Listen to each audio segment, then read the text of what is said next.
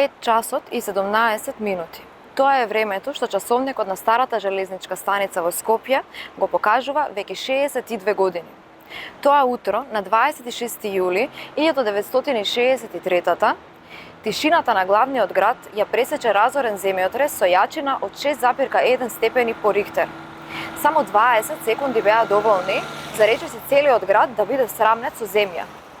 1070 животи згаснати, илјадници повредени, а 200.000 останати без кров над глава.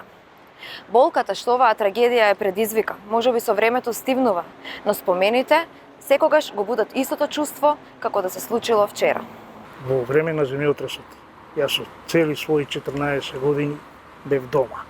Во моментот кога се случи земјотресот, тоа беше наутро, 5:17 е општо позната работа, кај нас беше еден пријател на татко ми. Дојден човек во Белград, ќе биде ден-два ноќ, колку му треба ќе заврши работа, па ќе си оди. Крупен човек, тој истрчување ја шутна таа влезната вратичка што беше истера на улица и излеговме. Што се случува? Првите тие моменти, ако ќе речам моменти, тогаш минутата е година. Пукнати куќи, чат се гледа од страна, се гледа општа паника кога трчаат луѓе, а уствари не знаат каде трчаат. Бараат спас, не знаат од што. 3 џида беа паднати на креветот на сестра ми.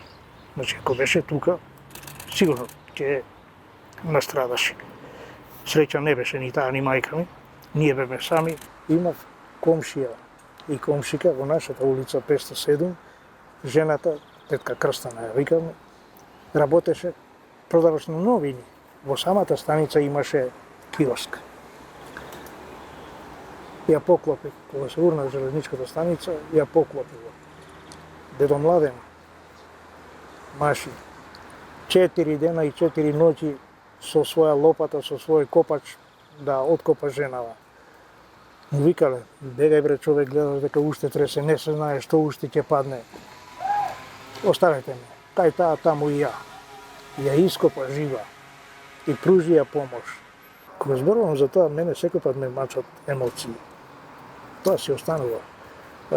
Може би во поголемиот дел од животот е негде таму, ама знае да избие на површина, кој ќе притресе до кај ќе оди.